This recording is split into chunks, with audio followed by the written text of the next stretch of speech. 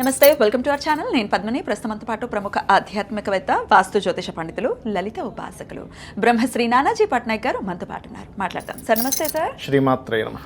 మీనరాశి వారికి జన్మలోనే జరుగుతూ ఉంది కాబట్టి మరి వక్రగతి రీత్యా ఏలినాటి శని ప్రభావం ఏమైనా తగ్గుతుందా? ఈ 138 రోజుల పాటు మీనరాశి వారికి ఎలా ఉండబోతోంది సార్?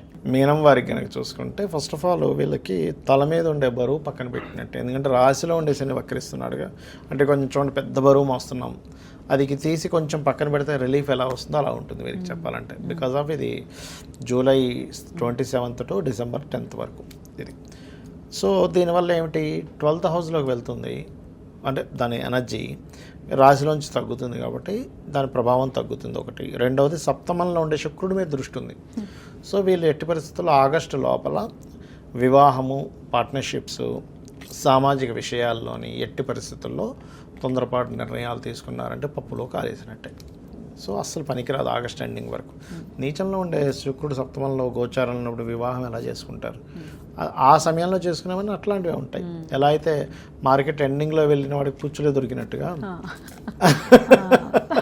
అందరూ ఏడేసుకుంటారు కదండి, మంచి మంచి అయిపోతాయి కదా. అట్లా ఏంటంటే సప్తమంలో ఒక మంచి ప్లానెట్ ఉన్నప్పుడే మీరు వివాహం ప్లాన్ చేసుకోవాలి. చతుర్థంలో మంచి ప్లానెట్ ఉన్నప్పుడే మీరు ప్రాపర్టీ తీసుకోవాలి. ముహూర్తం కాదు, జన్మ జాతకంలో అండ్ గోచారం. ముహూర్తం ఇస్ డిఫరెంట్. ముహూర్తం అంటే అప్పుడు మనం బాగుండేది పెడతాం. అదే. అయితే ఇక్కడ ఏంటంటే ఫస్ట్ ఆఫ్ ఆల్ వీళ్ళు వివాహం ఒకటి పర్టికులర్గా, అండ్ మార్పులు కూడా ఇస్తుందండి. ఎప్పుడైతే శని వక్రించాడో, రాశిలో ఉండే శని వక్రించాడు, ఉన్న ప్రదేశం నుంచి మార్పు జరుగుతుంది.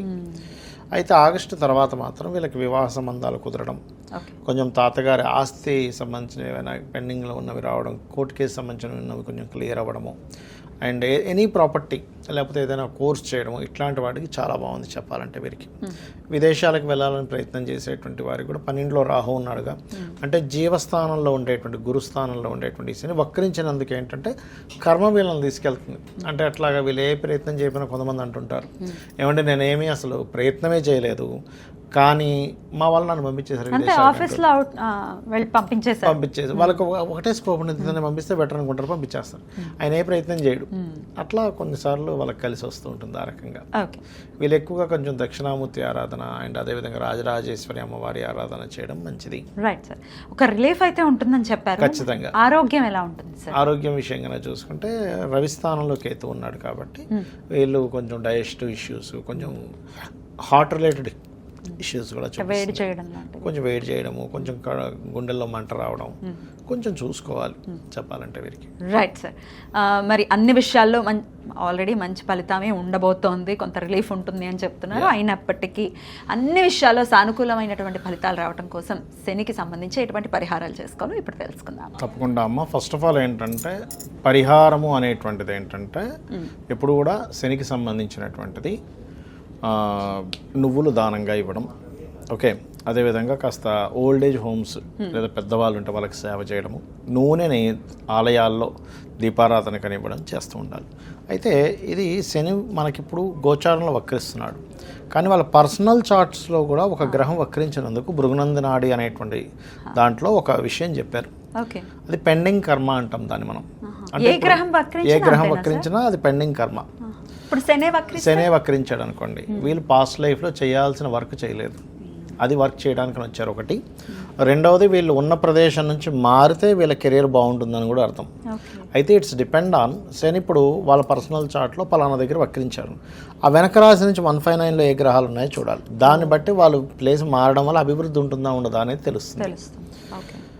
ఇంకోటి ఏంటి, డ్యూయల్ సైన్ వైపు వెళ్తుంటే రెండు జాబ్స్ చేస్తారని అట్లా చెప్పొచ్చు. ఎందుకంటే కర్మ 2 ప్లేసెస్కి ఆక్యుపై చేస్తున్నాడు కదా అట్లా.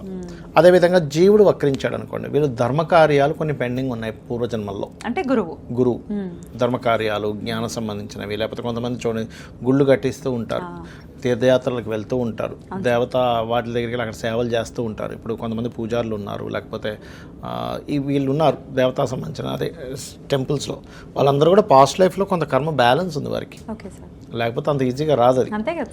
అదేవిధంగా కొంత ఉపాసనలు చేసేవారు, అవన్నీ కూడా జూపిటర్ వక్రించినందుకు వాళ్ళు చేస్తే క్లియర్ అవుతుందని అర్థం. అలాగే మెర్క్యూరీ రిట్రో అనుకోండి, వీళ్ళు నాలెడ్జ్ షేరింగ్ చేయాలి. నాలెడ్జ్ షేర్ చేస్తేనే వీళ్ళకి ఈ జన్మ క్లియర్ అవుతుంది, అదర్వైజ్ అవ్వదు. మీరు గమనించవచ్చు, ఇవి చేస్తూ ఉంటే వీళ్ళ లైఫ్లో అభివృద్ధి కూడా ఉంటుంది. అంటే వీళ్ళు అరువు పెరగకుండా వర్క్ చేస్తున్నారు శని వక్రగతి వాళ్ళకి బాగుంటుంది లైఫ్. అదేవిధంగా దేవతా క్షేత్రాలు వెళ్ళడం చేస్తున్నారు, వీళ్ళ లైఫ్ అక్కడ నుంచి స్టార్ట్ అవుతుంది బాగుండడం అనేది. నాలెడ్జ్ ఎంత షేర్ చేస్తూ ఉంటే ప్లస్ అవుతూ ఉంటాడు. ఎందుకంటే కుజుడైతే భూములకు సంబంధించింది, అన్నదమ్ములకు సంబంధించిందమ్మా. అంటే ఇప్పుడు కొన్నిసార్లు భూముల్ని వదిలేయాల్సి వస్తుంది, వదిలేయాలి అంటే కొన్నిసార్లు వదిలేసారు. అంటే వక్రించి కేతువుతో కనెక్ట్ అవుతే ఖచ్చితంగా వదిలేయాలి. వక్రించి శుభగ్రహంతో కనెక్ట్ అయితే ఏంటంటే వాళ్ళు వేరే ప్రదేశకు వెళ్ళడం ద్వారా భూములు సంపాదిస్తారు. 100 ప్లేసులు సంపాదించలేరు, మీరు ప్లేస్ మారండి, అక్కడ మీరు బీభత్సంగా భూములు సంపాదిస్తారని చెప్పొచ్చు. అలా అలాగే శుక్రుడు అనుకోండి, వీళ్ళకి జనరల్గా ఏమవుతుందంటే ఎవరికైనా శుక్రుడు వక్రించాడు అంటే వివాహం విషయంలో సంబంధాలు చూసేటప్పుడు దగ్గర దాకా వచ్చి మిస్ అవ్వడం ఖచ్చితంగా జరుగుతుంది. అందులో పర్టికులర్గా 7th హౌస్లో కనుక శుక్రుడు వక్రిస్తే ఇంకా ఖచ్చితంగా జరుగుతుంది. 7th హౌస్లో ఏదైనా గ్రహం వక్రిస్తే వాళ్ళకి సంబంధం ఓకే వెనక్కి వెళ్ళడం జరుగుతూ ఉంటుంది. అదొక రకంగా దోషం పోయినట్టు అలా జరిగిందంటే వివాహానికి ముందు. అలాగే వీళ్ళకి లగ్జరీ ఫైనాన్స్ సంపాదన లగ్జరీ అంతా కూడా వేరే ప్రదేశానికి వెళ్ళడం వల్ల బాగుంటుందని కూడా చెప్పొచ్చు. అయితే ఇక్కడ ఏంటంటే అది స్త్రీ జాతకం అనుకోండి, ఇంకా ఖచ్చితంగా స్త్రీమూర్తికి మార్పు వల్ల బాగుంటుందని చెప్పాలి. కాకపోతే ఇక్కడ ఏంటంటే ఎప్పుడైనా ఏదైనా గ్రహం వక్రించినప్పుడు, ఉదాహరణకి ఇప్పుడు వృషభంలో ఉండి శని వక్రించాడు, అప్పుడు నీచం వైపు వెళ్తుంది. అదే వృశ్చికంలో ఉండి వక్రించాడు, ఉచ్చం వైపు వెళ్తుంది. అంటే అది ఏ స్థానంలోకి వెళ్తుంది ఈజ్ మోస్ట్ ఇంపార్టెంట్. అంటే అది ఉచ్చమా నీచమా, ఫ్రెండ్లీ సైన్లోకి వెళ్తుందా, ఎనిమీ సైన్లోకి వెళ్తుందా, న్యూట్రల్గా ఉండే సైన్లోకి వెళ్తుందా ఈజ్ మోస్ట్ ఇంపార్టెంట్. రెండో విషయం ఏంటంటే అది వక్రించినప్పుడు అక్కడి నుంచి 159, అంటే ఉదాహరణకి మిథునంలో ఉండగా వక్రించింది, అప్పుడు అది వృషభం వైపు వస్తూ ఉంటుంది. వృషభము, కన్య, మన మకరము, కన్య, ఈ 3 రాసుల్లో ఏ ప్లానెట్స్ ఉన్నాయనే దాని మీద ఆధారపడి ఉంటుంది దాని రిజల్ట్ అనేది. చాలా పెద్ద క్యాలిక్యులేషన్, చాలా క్యాలిక్యులేషన్. కానీ మీకు దానివల్ల రిజల్ట్ ఖచ్చితంగా మీరు అది పాటించడం వల్ల మీకు రిజల్ట్ వస్తుందమ్మా. ఇప్పుడు ఒక వ్యక్తి వచ్చి అడిగాడు, ఏమంటే నేను ఇక్కడ చేయనా వేరే ప్రాంతానికి వెళ్ళి చేయనా, వక్రించి మంచి ప్లానెట్స్ అనుకోండి, ఖచ్చితంగా వాళ్ళు వేరే ప్రాంతానికి వెళ్ళడం ద్వారానే లైఫ్ బాగుంటుంది. ఇవన్నీ తెలుసుకోవాలంటే ఇట్లా నిష్ణాతుల దగ్గరికి వెళ్ళాల్సి ఉంటుంది, పర్సనల్ చార్ట్ చూసుకోవాలి. బట్ ఇన్ జనరల్ గా మేము రెమెడీస్ చేసుకోవాలనుకుంటున్నాం, మాకు భయంగా ఉంది, చాలా లాంగ్ పీరియడ్ కాబట్టి, మరి శని అనుగ్రహం కోసం ఎటువంటి రెమెడీస్ చేయమంటారు? ఫస్ట్ ఆఫ్ ఆల్ ఇక్కడ రెమెడీస్ అయితే శని అనుగ్రహం కోసం అయితే నేను చెప్పినట్టుగా నువ్వులు దానంగా ఇవ్వడం, ఆయిల్ దానంగా ఇవ్వడం, ఎక్కువ బద్దకించకుండా పోస్ట్ పోన్ చేయకుండా వర్క్స్ కంప్లీట్ చేయడం, ఇవి ఖచ్చితంగా చేయాలి. ఎప్పుడెప్పుడు దానం ఇవ్వమంటారు? శనివారాలు ఇవ్వాలమ్మా ఒకటి. రెండవది శని వక్రగతి ఉంది అంటే ఫస్ట్ ఆఫ్ ఆల్ వాళ్ళు అర్థం చేసుకోవాల్సింది, వాళ్ళ కిందని పనిచేసే వాళ్ళని ఎక్కడా కూడా హీనంగా చేయకూడదు.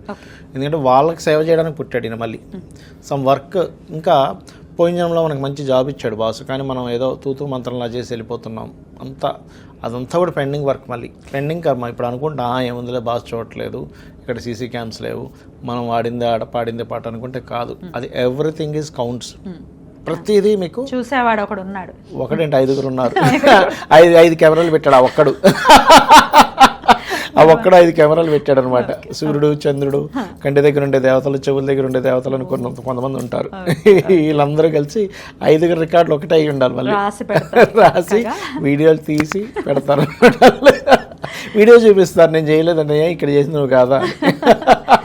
ఇక దేవతారాధన, అమ్మవారి ఆరాధన కానీ లేకపోతే ఏ ఆరాధన కొంచెం మంచి ఫలితం ఇస్తుంది? ఎప్పుడైనా శని ఈ కలియుగ దైవం వెంకటేశ్వర స్వామి ఆరాధన అయితే పంచమాధిపతిని బట్టి ఏ ఆరాధన అనేది చెప్పాలి, 9వ అధిపతిని బట్టి ఏ క్షేత్రం అనేటువంటి చెప్పాలి. దాన్ని బట్టి వాళ్ళ పర్సనల్ చార్ట్లో 9th లార్డ్ 5th లార్డ్ చూసుకోవాలి. రైట్ సార్, చాలా అద్భుతంగా తెలియజేశారు సార్. భయపడాల్సిన అవసరం లేదు, మన నడవడిక బాగుంటే ఖచ్చితంగా ఆయన మంచి రిజల్ట్స్ ఇస్తాడు. అంతే కదా. ఇప్పుడు నడవడిక అంటే ధర్మము.